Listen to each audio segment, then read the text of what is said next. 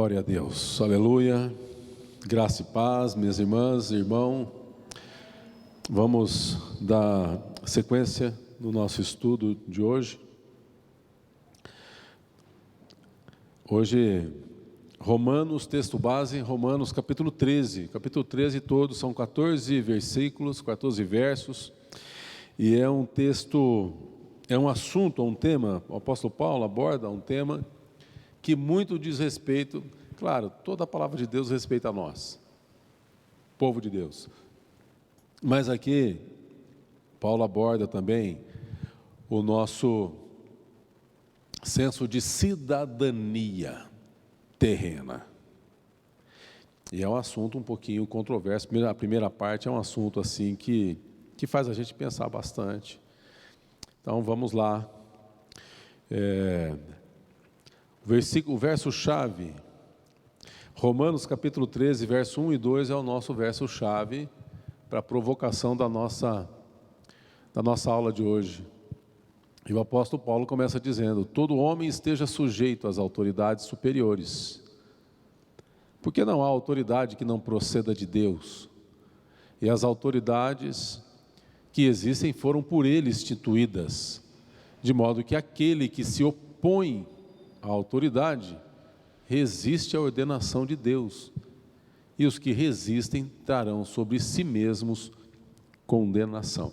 Tem um texto que apoia também, que está lá na primeira carta de Pedro, capítulo 2, nós vamos ler também versos de 13 a 17, que ele também apoia esse mesmo pensamento de Paulo: sujeitai-vos a toda instituição humana por causa do Senhor, quer seja o rei como soberano, quer as autoridades como enviadas por ele, tanto para castigo dos malfeitores, como para louvor dos que praticam o bem, porque assim é a vontade de Deus, que pela prática do bem façais emudecer a ignorância dos insensatos, como livres que sois, não usando todavia a liberdade por pretexto da malícia, mas vivendo como servos de Deus.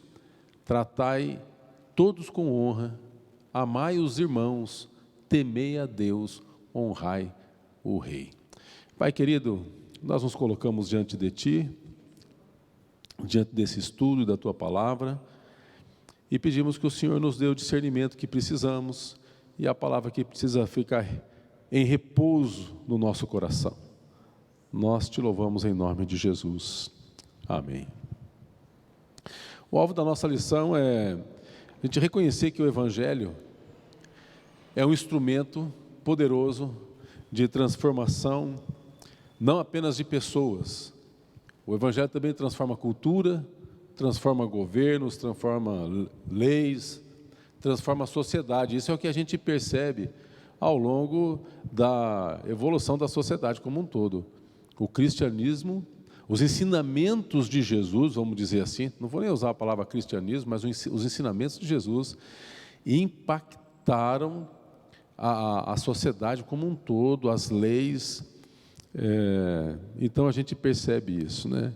E no estudo de hoje nós vamos abordar então esse assunto que diz respeito à prática cristã, cristãos que somos, e também o exercício da nossa cidadania. Enquanto brasileiros, somos cidadãos, temos deveres e direitos.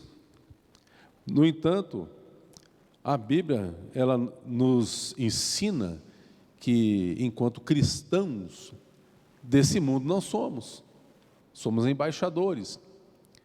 E na qualidade de embaixadores, o embaixador, ele é aquele que tem prioridade o seu reino, o seu país.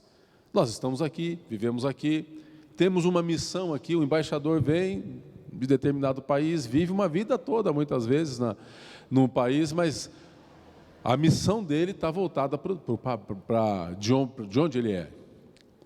E a nossa missão tem que estar voltada para o reino de Deus. Então, o cristão vive essas duas realidades, né, no seu coração. O exercício da sua cidadania terrena e com pensamento nos valores eternos do reino de Deus. E como é que fica isso? Isso aí muitas vezes coloca a gente numa fogo cruzado, né? As grandes questões políticas da humanidade sempre foram carregadas de valores religiosos também, inclusive. Para Nicolau Maquiavel, que lançou as bases modernas para o assunto da política, ele tem uma ética própria que difere de qualquer fundamento religioso. Maquiavel, ele sustenta que o príncipe, que é o governante, ou que é o rei, ele não pode ficar restrito a um código de valores propagado pela igreja. A política tem sua própria moralidade, ele diz. Para Maquiavel, a melhor expressão do senso comum é: política e religião não se misturam. Para Maquiavel é isso. Então nós temos esses dois problemas para resolver aqui. Se política e religião não se misturam, como que o cristão deve exercer a sua cidadania?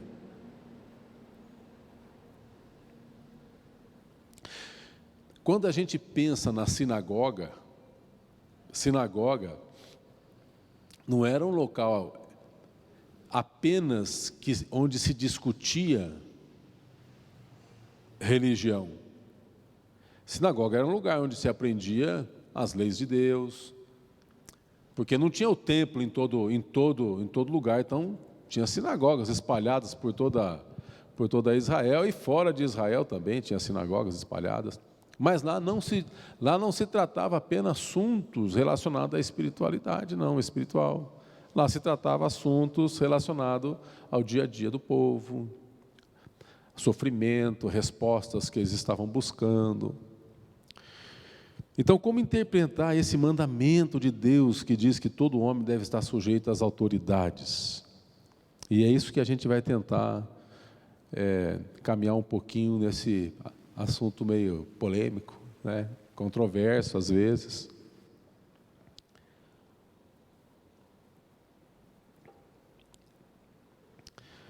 A partir do verso 3, diz assim, porque o homem sujeito à autoridade, tal. No verso 3 em diante diz: porque os magistrados não são para temor, como se faz o bem, e sim quando se faz o mal. Queres não temer a autoridade? Faz o bem, terá louvor dela, visto que a autoridade é ministro de Deus. Então Paulo está defendendo isso, é ministro de Deus para o nosso bem, para o teu bem. Entretanto, se fizerem mal, teme, porque então é motivo de espada, pois é ministro de Deus como vingador, para castigar, e tal. E por aí vai, né? E por aí vai. Paulo fala para honrar o rei, etc. Ancorado, inclusive, naquilo que Pedro já fala. Mas o fato é que nós vivemos, vamos pensar na nossa realidade, é uma realidade, na verdade, espalhada pelo mundo todo, mas vamos pensar na nossa realidade. Época de eleição, por exemplo, e ano que vem temos eleições, né? Eu tenho um candidato, mas não vou falar quem é, não. A mídia divulga.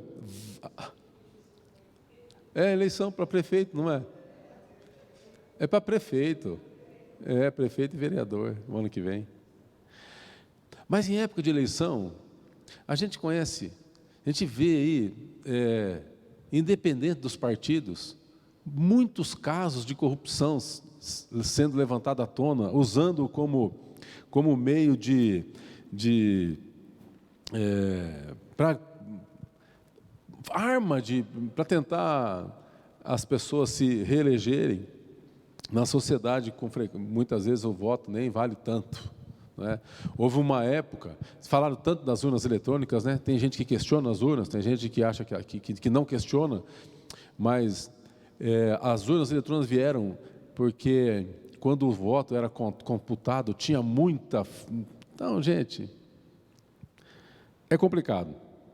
O fato é que a corrupção, ela faz parte do gênero humano, está presente na política e tem causado muita aversão quanto à responsabilidade civil, e a gente está no meio desse fogo. Você já percebeu que às vezes existem na própria família consanguínea gente que para de falar, o irmão que não fala com o pai, com o tio, e na igreja essas coisas, gente, isso só vem para trazer perturbação.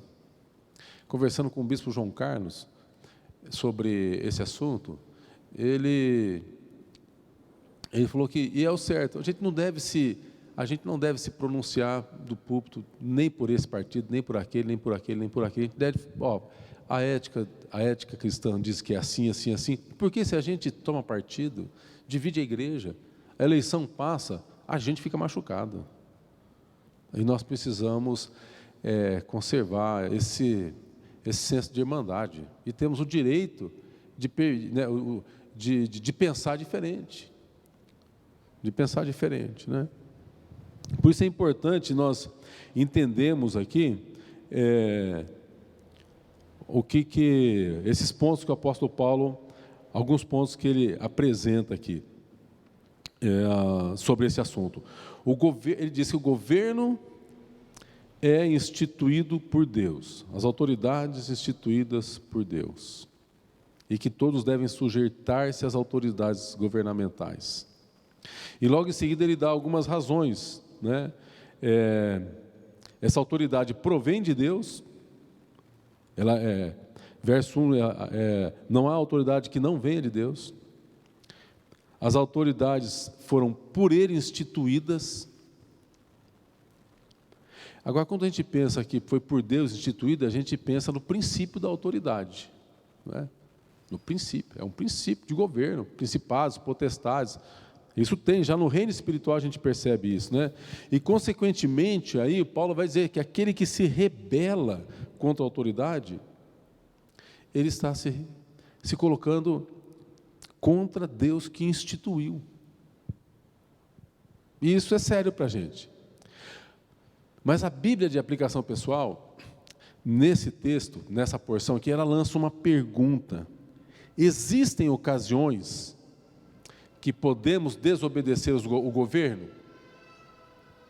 Aí vem a pergunta. Existem ocasiões em que devemos desobedecer o governo? E aí depende, né? Porque a resposta é sim, quando o governo nos obriga a desobedecer a lei de Deus.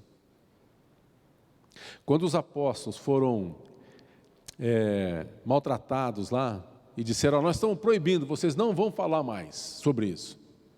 Né? Pedro e João. Então o que eles disseram? Eles estavam recebendo uma orientação de uma autoridade. E Pedro diz, não, importa antes obedecer a Deus do que a homens. Então esse é um princípio assim bem simples, não é? Mas nesse caso, se o governo nos obriga a desobedecermos a Deus, nós não somos obrigados a ficar embaixo desse governo, da tutela desse governo. Jesus, no entanto, e seus apóstolos, né, os discípulos, nunca desobedeceram o governo por razões pessoais. Por razões pessoais, isso nunca aconteceu. Somente o fizeram quando o que foi colocado em foco foram os padrões morais que Deus estabelece. Aí sim. Então, diga-se de passagem aqui, quando eles desobedeceram a ordem de governo, por questões morais e tudo mais, aquilo custou muito caro. Foram ameaçados, foram exortados, eles foram apedrejados, presos, torturados, executados por sua fé. O apóstolo Paulo, que está escrevendo isso mesmo aqui, ele foi preso por defender a causa do Evangelho, e ele era um cidadão. Naquela época, só falar que Jesus era o Quírios, já era ir contra o governo de Roma, não é? Então, assim como eles foram obrigados a desobedecer o governo nesse ponto, nós devemos estar preparados para enfrentar consequências se o governo nos pede ou nos manda algo que fere a nossa consciência cristã com o Senhor. E a gente tem vários exemplos disso, né? Estátua foi levantada, quem não adorar a estátua, tem várias coisas, vários editos que a gente percebe no Antigo Testamento e perseguição no Novo Testamento, que então aqueles homens e mulheres, eles se mantiveram firmes na sua convicção de fé. No entanto, os cristãos, de maneira geral, eles entendem que nós devemos, no que depender de nós, viver em paz com o governo. Viver em paz com o governo, com o Estado, desde que a gente possa manter as nossas convicções religiosas. A Bíblia de aplicação pessoal também, irmãos, ela traz pelo menos 3 interpretações diferentes desse texto, 3 entendimentos diferentes, 3 pensamentos diferentes. Alguns cristãos acreditam que o governo é tão corrupto que o melhor é envolver-se o mínimo possível. Tem uma linha, então, que pensa que os cristãos devem ser bons cidadãos, desde que não se corrompam, as suas crenças não se corrompem, não devem trabalhar para o governo, não devem alistar-se, não devem servir o exército, não devem votar nas eleições. Eles vão para esse lado. Inclusive tem uma corrente do judaísmo em Israel, que embora lá todos sejam obrigados a servir o exército, tem uma ala que é a ortodoxa, que eles nem o exército eles servem. Então isso não está presente só no nosso cristianismo, está lá no judaísmo também, que é a raiz do cristianismo, né, da nossa fé.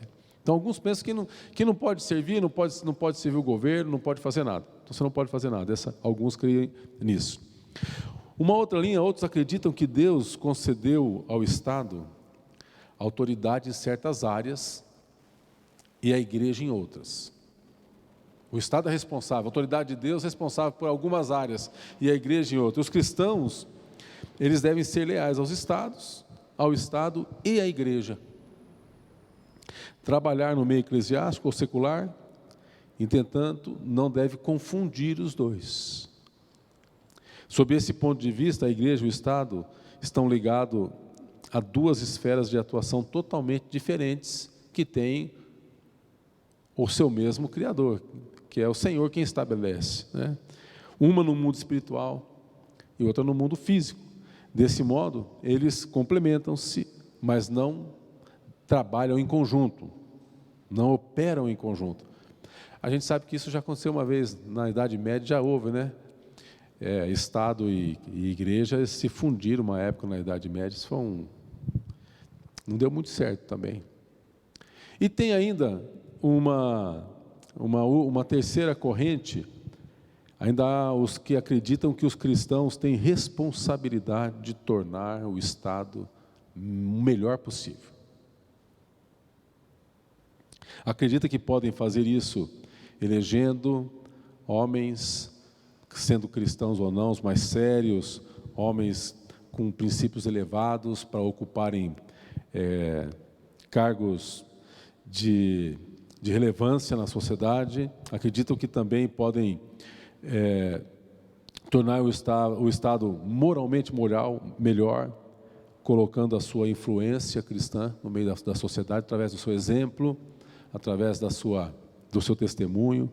Então, sob esse prisma, o ideal seria que a igreja e o Estado pudessem trabalhar juntos, em conjunto, para o bem de toda a sociedade. Nenhuma dessas posições defende a rebeldia ou a desobediência às leis que são regulamentadas pelo Estado, desde que não obriguem que os cristãos façam aquilo que pode ser alguma violação dos padrões espirituais que nós conhecemos, né? Em qualquer lugar, no entanto, que a gente esteja, nós devemos ser bons cidadãos e cristãos responsáveis. Então, pelo menos esses 3 pontos de vista existem. Tem acha que não deve discutir, tem acha que deve fazer alguma coisa, mas não trabalhar junto, tem acha que deve tornar com a sua influência, né? O fato é que Paulo ele vai falar aqui a partir do verso 3, que existe uma missão de promoção para o bem. Ele diz assim no verso 3, porque os magistrados não são para temor quando se faz o bem, e sim quando se faz o mal. Queres tu não temer a autoridade? Então faze o bem e terá louvor. Então, nós somos chamados para fazer boas obras, que Deus preparou para que a gente ande nelas. Elas não são a nossa salvação, mas quando nós somos influenciados, quando nós somos afetados pelo Espírito Santo, eu não digo afetado não, mas somos constrangidos pelo Espírito, Ele nos leva à prática das boas obras. Então, veja, e aí nesse sentido, submissos ao Estado, mas não se pode traduzir aqui submissão por omissão, de deixar de influenciar para melhor. Nós temos essa missão, né? Influência, na tentativa de convencer até, inclusive, os governos, de promulgar leis justas, com padrões justos, cristãos, leis que condenem práticas que podem fazer parte de algo negativo para a sociedade. Não se trata de exigir que o governo acredite nas nossas crenças, que haja uma conversão, que acredite nas nossas convicções, que acredite nas nossas doutrinas, porque isso é obra do Espírito Santo na vida do homem. Mas à medida que o cristão pode influenciar o meio que ele vive com a prática do amor e tudo mais, ele tem essa missão, essa responsabilidade. Essa exigência não se conquista através de leis civis, mas através do trabalho religioso, né? Através do nosso testemunho, a mudança da pessoa. Eu tenho feito parte do COMEP, que é o Conselho de Ministros Evangélicos do Paraná, e o COMEP, eu estou lá, eu tenho um pouquinho de restrições, mas eu estou lá. Mas o objetivo dele é mais político que religioso. Qual que é diferente do Conselho de Pastores, aqui em Curitiba, que é mais comunhão pastoral, edificação espiritual, o COMEP, a preocupação maior do COMEP é que a gente apoie e tem certeza de que os governos que vão assumir o Estado ou o município e assim, dependendo das esferas, sejam comprometidos com pautas que nós entendemos que são pautas importantes. Ideologia de gênero, essas coisas todas que a gente acha que é pauta importante,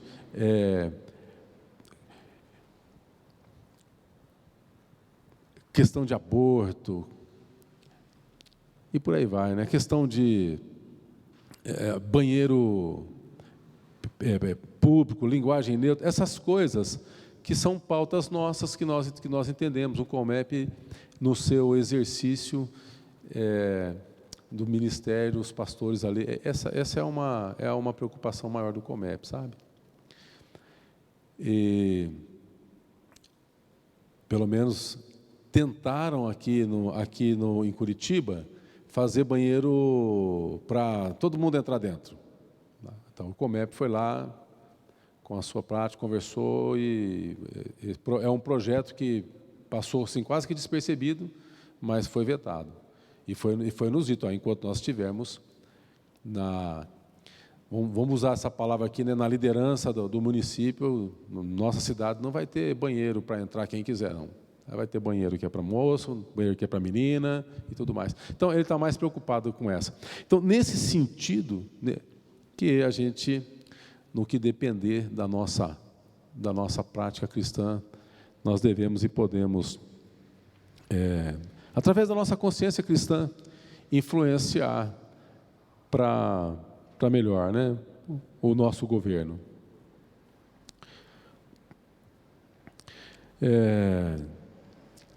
O que é importante para a gente é que e uma das nossas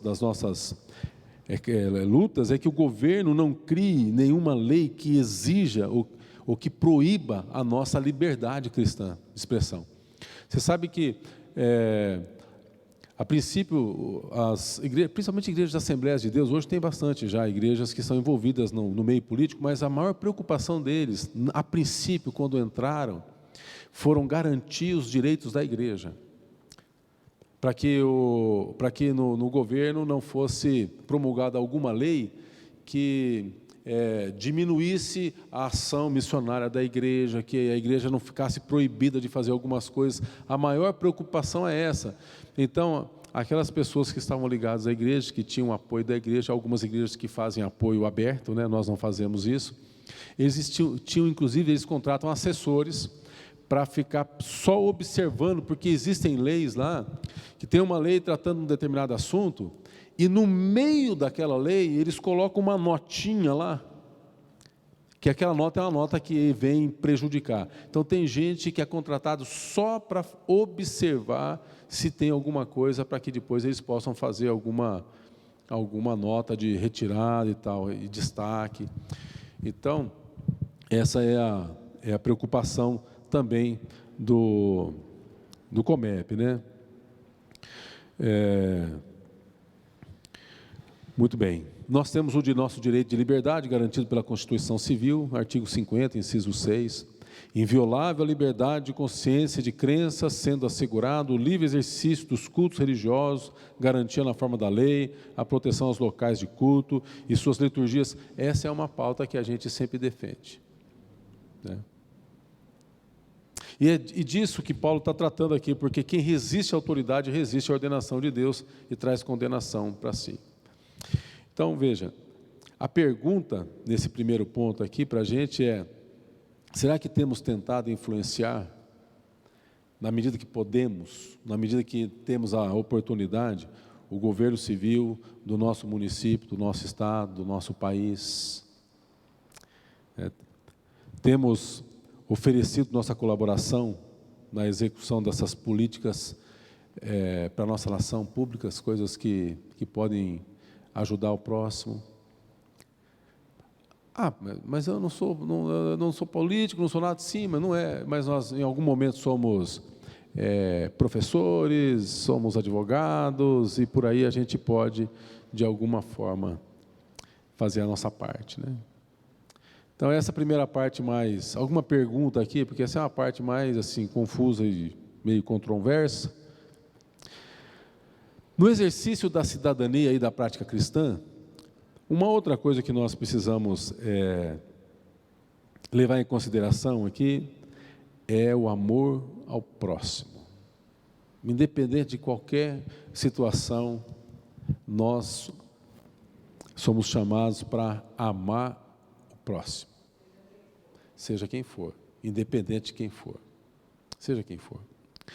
Olha o que diz aqui a partir do verso 8 do capítulo 13: a ninguém fiqueis devendo coisa alguma, exceto o amor, com que vos ameis uns aos outros, pois quem ama o próximo tem cumprido a lei.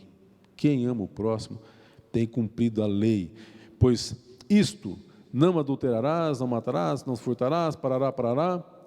Finalzinho do verso 9: amarás o teu próximo como a ti mesmo.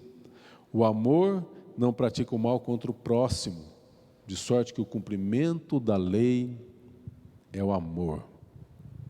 Então, os cristãos devem amar o próximo, partindo dessa premissa, que apesar do ser humano ser um ser caído, a imagem divina não desapareceu dele ainda. Manchou, mas não desapareceu. Tiago que fala aqui com a língua, né? Tiago 3, 8, 9 fala: a língua, nenhum dos homens é capaz de domar, mal incontido, carregado de veneno, mortífero, com ela bendizemos ao Senhor, Pai, também com ela amaldiçoamos os homens feitos à semelhança de Deus. E alguém já disse que a única forma de expressarmos o nosso amor a Deus é a forma como nós expressamos o nosso amor ao nosso próximo, amando o nosso próximo. É pelo modo como nós nos relacionamos uns com os outros que a gente vai perceber a dimensão do nosso relacionamento com Deus. A gente quer ver Deus, mas toda vez que você vê qualquer uma pessoa, você está vendo a imagem dele, refletida ali. Claro que o homem foi criado sem pecado, puro, santo. Houve uma mancha, né? Mas, no entanto, Deus está trabalhando Deus está trabalhando neste homem, nesta pessoa, nesse ser humano. O Espírito Santo vem, Ele nos convence, e quando Ele chega, Ele convence, Ele muda, Ele vai mudando. A gente, às vezes, até, num momento, num comecinho, quando a gente fica cheio da... Como é que é a palavra? Quando a gente fica... Vou usar a palavra entusia, não é essa palavra que eu queria usar, não. Mas quando a gente fica cheio de entusiasmado com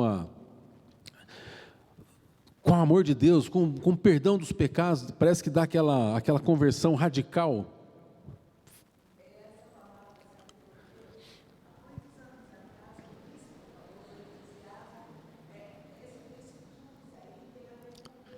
Deus dentro, entusia Deus dentro, tá certo, eu usei a palavra certa. Então, quando Deus entra, porque entusia é o Deus que está dentro mesmo, quando Deus entra dentro da gente e começa a fazer as coisas, vamos pegar o próprio Paulo, esse homem que perseguia, maltratava, humilhava, consentia na morte do Estevão. Esse sujeito aqui não era bom não, o sujeito aqui ele era um Alexandre de Moraes. Mas ele se converteu, teve uma experiência com Deus. E ele que passou a sofrer agora, ele que passou a levar umas quarentenas menos uma, mudou tudo, transformou a vida desse homem. E ele passa a demonstrar um amor que não tinha antes. Vocês lembram do testemunho da Raad? Como que é o nome da? Glória Raad. É diferente do judaísmo, tá? Mas, você vê, não existe amor lá, existe só uma obediência. Não tem nem louvores, não tem. Que coisa, gente. Mas quando Deus entra, transforma, muda, o amor começa a fazer parte da gente. Então, porque Deus nos amou de tal maneira. Então, no exercício da nossa prática cristã e da cidadania, nós devemos amor a todos. Gente, aí a gente falha, né, muitas vezes, né? A gente falha com um vizinho que não quer cortar a fruta dele que está caindo e manchando a minha calçada. A vizinha que não quer, a televisão está alta lá e a gente começa... A gente falha, né? A gente falha. Mas o Espírito Santo, que bom que constrange a gente e envergonha a gente. O Espírito Santo deixa a gente envergonhado às vezes, não é verdade? Eu perdi a chance de ter ficado calado. Né? Às vezes é isso, né? Amor. O amor cristão, ele é singular, porque ele ama a Deus e ama aquele que é a imagem de Deus, ama a criatura de Deus. Deus ama a sua criação e nós devemos amar também, né? John Stott oferece uma ilustração acerca do amor prático. Ele diz assim: olha, Deus não propõe que fiquemos como um religioso qualquer que, procurado por uma pessoa faminta, estando muito ocupado, então promete que oraria por essa pessoa e depois não faz mais nada. Depois recebe uma carta dessa pessoa, na qual essa pessoa diz o seguinte: eu estava com fome e vocês formaram um grupo humanitário para discutir a minha fome. Estive enferma e vocês ajoelharam, agradeceram a Deus pela saúde de vocês. Estava desabrigada e tu falaste do abrigo espiritual, do amor de Deus. Tu me deixaste sozinha a fim de orar por mim. Parecia tão santo, tão próximo de Deus, mas eu ainda estou com fome, eu ainda estou doente, eu ainda estou com frio. Então, por isso que a palavra diz que devemos amar não só de palavras, né? Não só de palavras.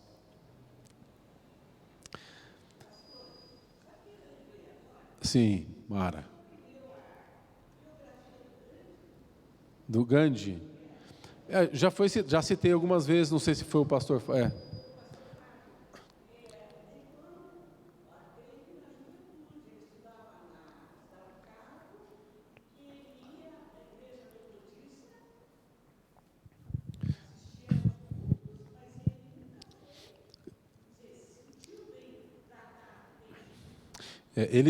Gandhi tinha o seguinte: eu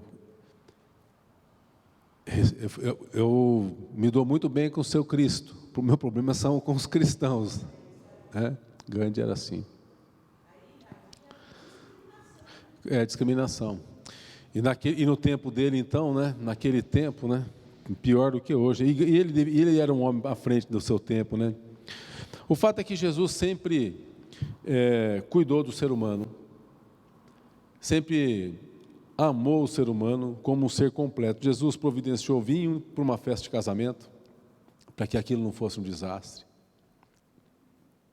Ele estava entre os leprosos, Jesus ressuscitou os mortos, visitou os cobradores de impostos, entrou na casa dos pecadores, falou com estrangeiros. Jesus amou o próximo na sua plenitude, ressuscitou, trabalhava, mexia com a alma, com o corpo, com a comunidade. Jesus mexia com comunidades inteiras. Jesus transformou culturas, influenciou leis.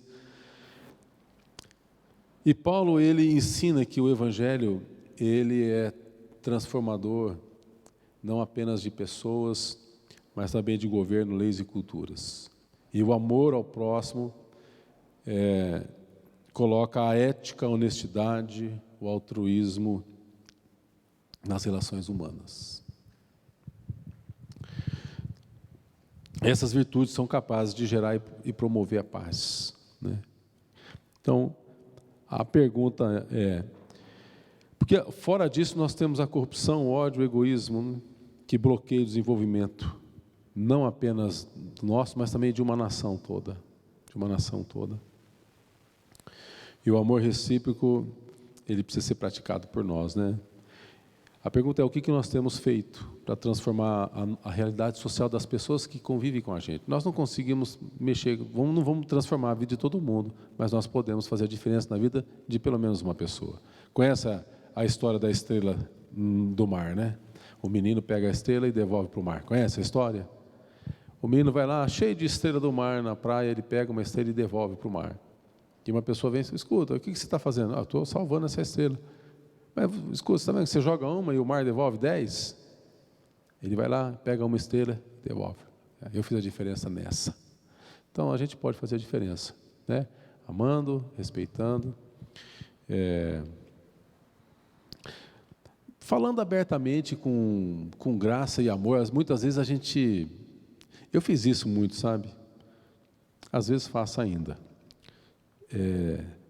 Querer ganhar uma disputa numa conversa, para dizer: eu tenho a razão, e isso não leva a reflexão.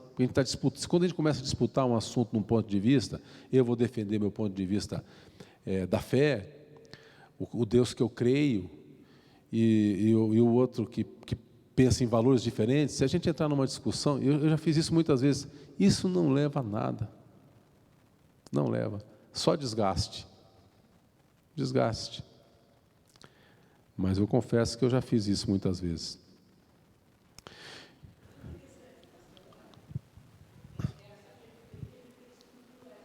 Tá. Sim.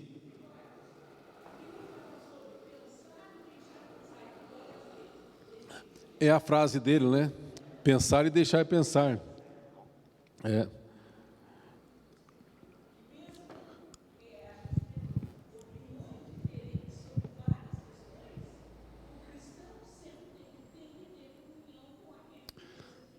Exatamente.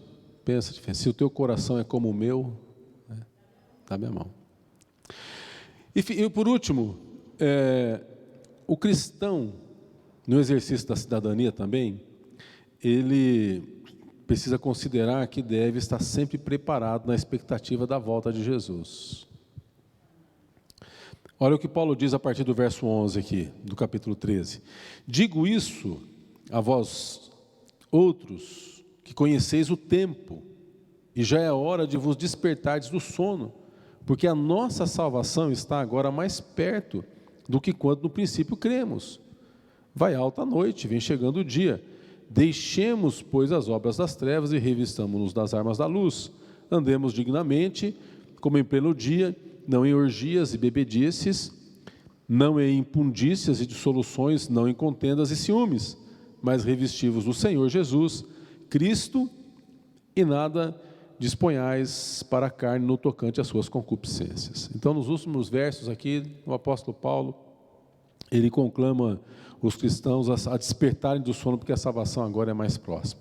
Ele diz, vai alta a noite, vem chegando o dia. Esse termo vai alta a noite refere-se aqui, Paulo está se referindo, na verdade, esse é o tempo da atual impiedade que a gente está vivendo, desde que Cristo foi para... Nós estamos vivendo, e o termo dia faz menção à ocasião da volta de Cristo. Então o apóstolo Paulo diz que essa volta é cada vez mais iminente. E a Bíblia de aplicação pessoal, ela faz aqui um comentário desses versos 12 a 14, que para alguns pode surpreender o fato de Paulo ele citar aqui as contendas e ciúmes ao lado de pecados como embriaguez e imoralidade. Ele diz que alguns se surpreendem com isso. Como Jesus, no Sermão do Monte, Paulo ele considera os sentimentos mais importantes, porque eles fomentam ações. Assim como o ódio leva à morte, o ciúme leva à contenda, a luxúria leva ao adultério. Jesus, quando vier buscar a igreja, ele espera uma igreja pura, uma igreja santa, interiormente e exteriormente. O dia chegado, seus crentes, eles devem livrar-se das obras das trevas e se revestirem das armas da luz. A noite é passada, o dia é chegado, sejamos retos, andemos honestamente, sem contendas nem inveja. A mensagem de Paulo é clara, Jesus anunciou os últimos dias. Mas é interessante essa colocação, né? O ódio que leva à morte, o ciúme que leva à contenda, a luxúria que leva ao adultério. E essas coisas estão presentes, né? Jesus, ele anunciou os últimos dias, a morte, a ressurreição, a ascensão foram os maiores acontecimentos da humanidade. E Jesus promete a sua volta, né? O tempo agora, então, segundo o comentário da Bíblia de aplicação pessoal, ele é apenas um intervalo dado por Deus. É um intervalo para que as pessoas possam ouvir a mensagem da salvação, para que a humanidade possa ouvir o Evangelho que salva. O tempo, nesse sentido, ele é um fruto da misericórdia de Deus, para salvar tantos quantos sejam a vontade dele. O tempo é fruto da misericórdia. Então Jesus poderia ter vindo muito antes? Poderia. O Espírito Santo poderia ter trabalhado e acelerado a própria igreja para que as coisas acontecessem? Poderia. Mas o tempo, esse intervalo é para que as pessoas possam ouvir, e esse tempo ele é entendido como fruto da misericórdia de Deus. Então veja, se Deus tem toda essa paciência, até porque Deus é eterno, né? O meu Deus é eterno, Deus é eterno. Nós então devemos viver também o tempo de esperar, com paciência, a vontade de Deus, pela segunda vinda de Cristo. Muitos dizem, com todos os acontecimentos da humanidade, tem parece um intervalo de cada 100 anos acontece uma coisa muito grave e Jesus está voltando. Esses são sinais do final do tempo. Sinais do final do tempo, gente, desde quando Jesus foi lá, já tem os sinais do final do tempo, desde aquele tempo.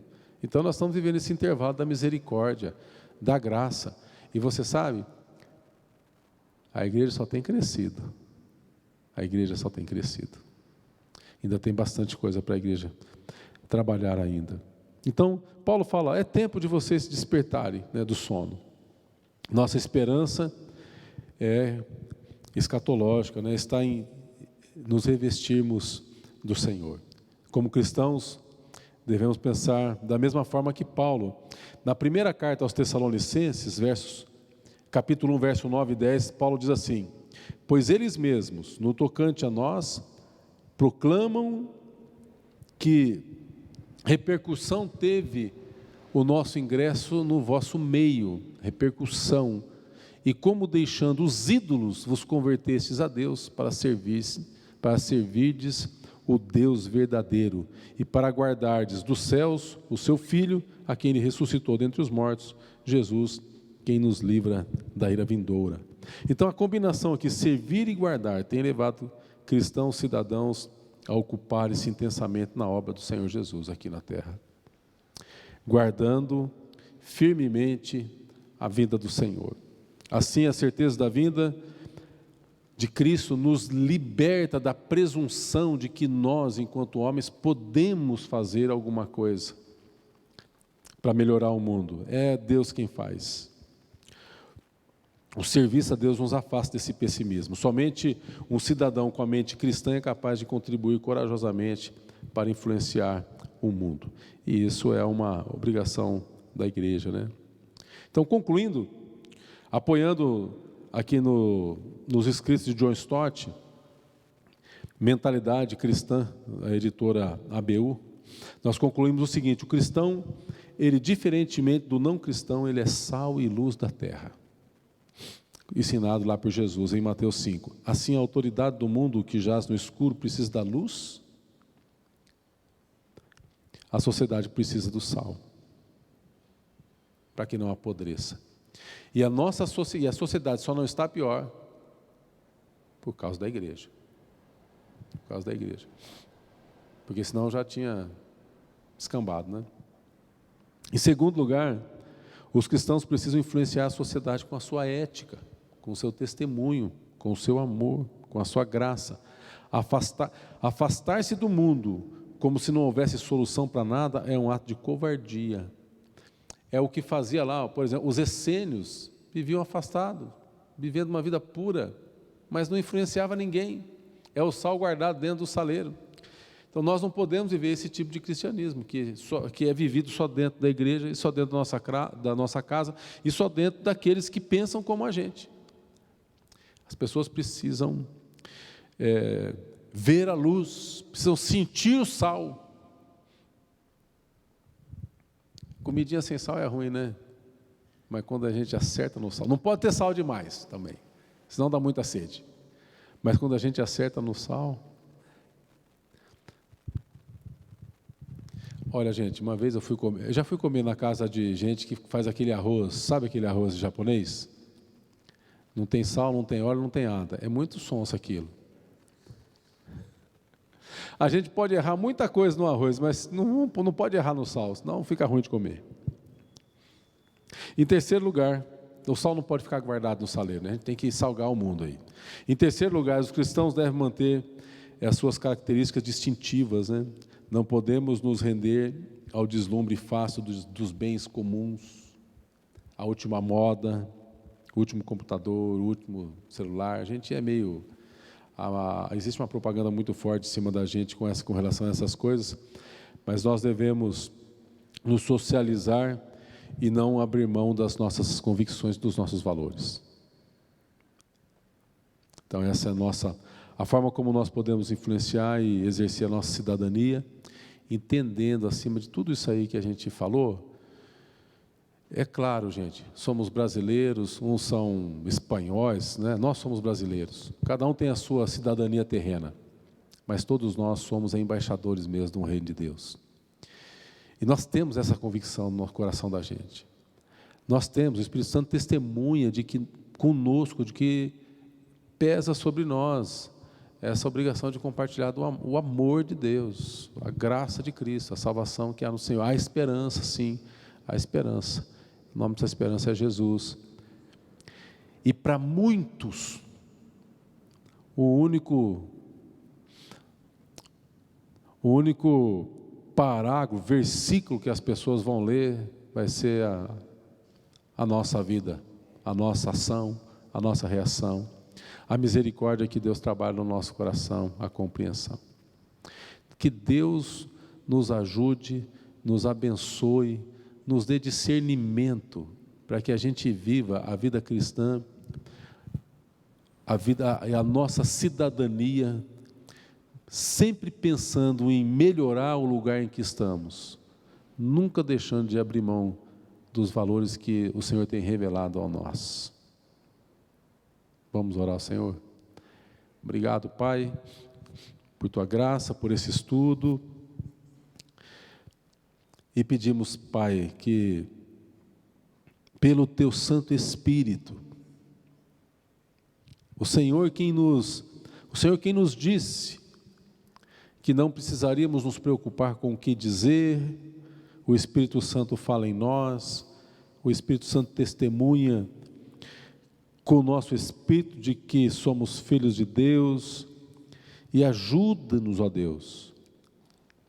Temos recebido o espírito de ousadia, poder, moderação. Ajude-nos então, Senhor, ensina-nos os preceitos, as Tuas leis, os Teus mandamentos, e que com amor ao próximo, Senhor, possamos exercer a nossa cidadania terrena aqui, pensando sempre, ó Pai, que há uma missão.